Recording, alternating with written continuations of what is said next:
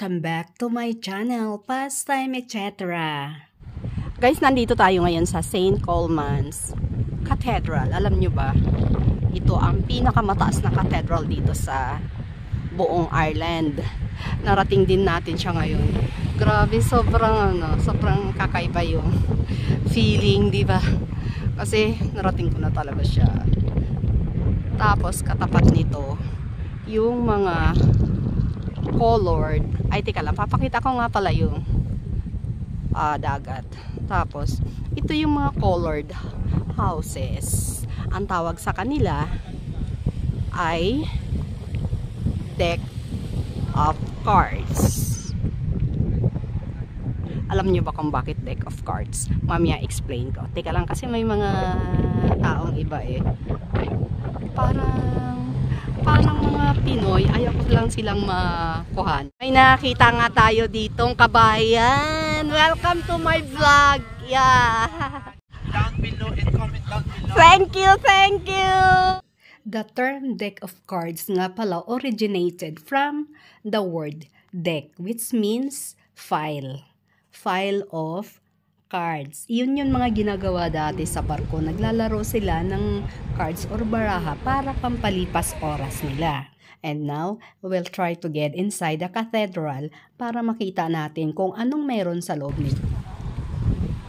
Pansinin nyo guys, yung style ng mga churches nila dito, yung mga dulo, palaging may mga patusok na design.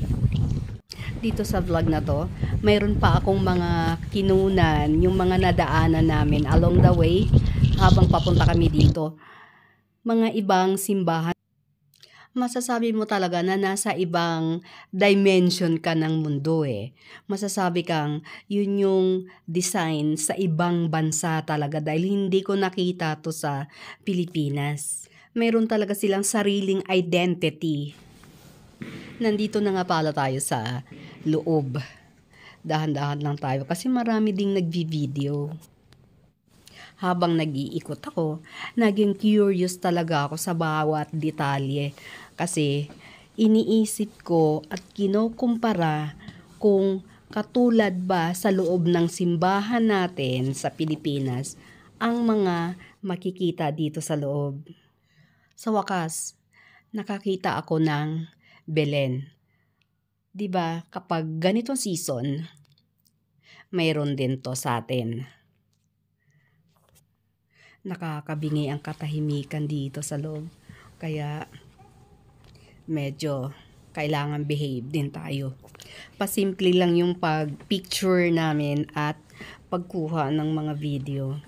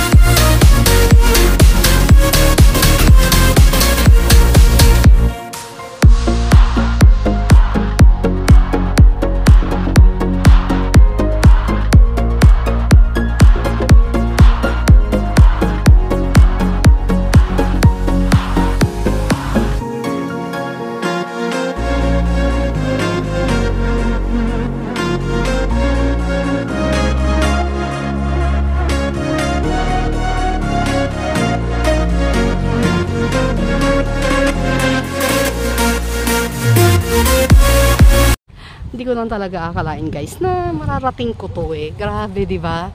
Ito yung mga nakikita ko lang sa pictures na parang imposible siyang marating. Pero now, andito na ako. Sobrang nakakatuwa talaga.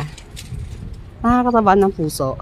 Nakaka-amaze. Parang ano eh, I can't find any adjective just to describe how I feel. Parang ganun, di ba? Kasi tignan nyo nga yung simbahan, narating ko.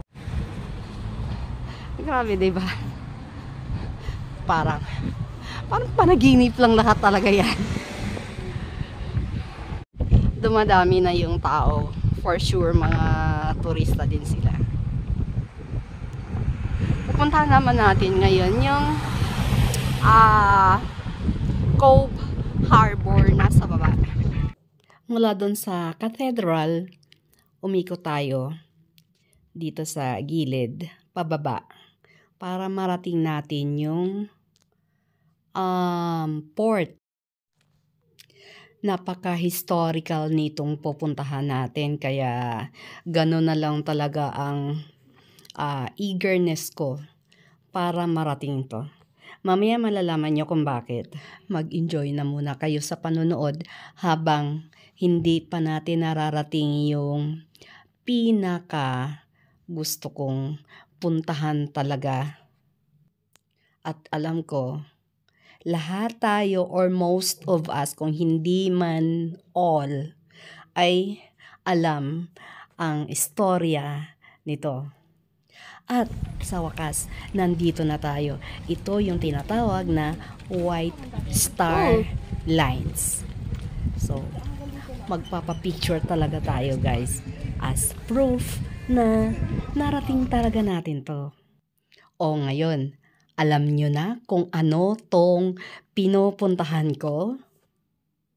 Ayan, Titanic lang naman. At dito sa building na to ay may Titanic Experience Tour with, of course, the tour guide. Umikot-ikot muna tayo dito hanggang sa nakita natin tong Pinoy store.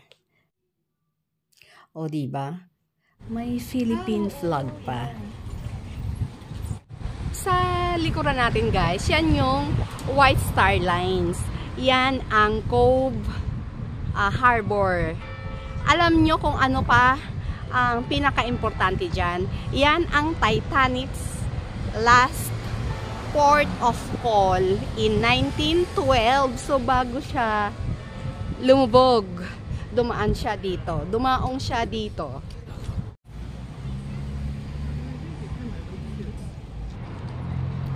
Ngayon naman, pupuntahan natin mismo yung dock kung saan talaga dumaong ang Titanic noong 1912.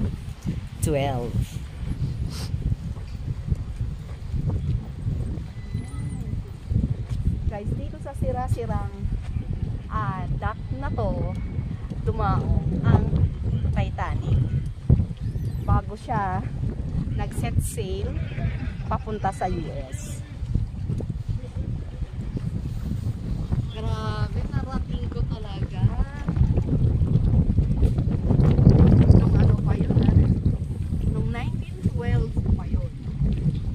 Bago ko narating 2023. After 2 days, 2024 na. At based on my research, ang barkong Titanic ay ginawa sa Belfast, Ireland noong 1909.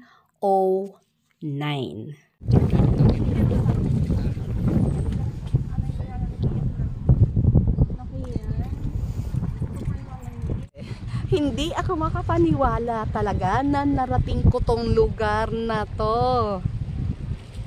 Ang dami nating natutunan ngayon guys. Bukod sa bagong memories, bagong experiences na babakunin natin to habang buhay, na narating natin to na hindi natin akalain na mararating natin. Grabe. Wala akong ibang masasabi.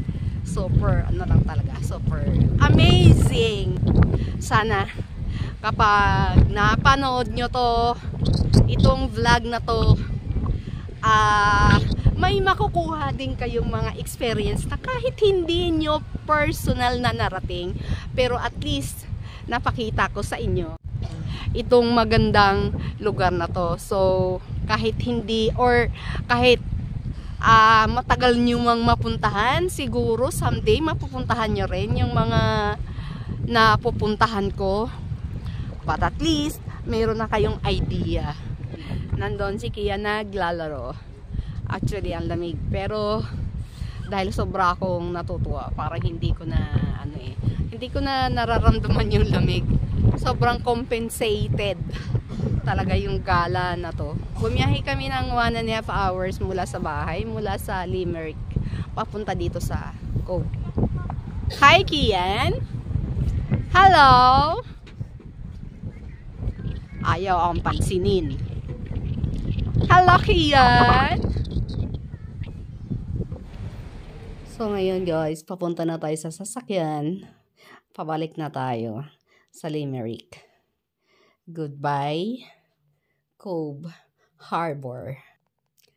Ito nga pala yung mga ibang simbahan na sinabi ko, na kinunan ko din. O di ba, isa lang talaga ang itsura nila. Kala mo castle din. Kung napanood nyo rin ang pelikulang Titanic, for sure, may naalala kayo dito. Although, ang pelikula na yon ay fictional, pero mayroon part na true to life, yung bumangga ang Titanic sa iceberg. Okay, so that's it for today. I hope you enjoyed watching my vlog. Stay tuned for the next one. And have a good one, guys. Take care always. And Happy New Year!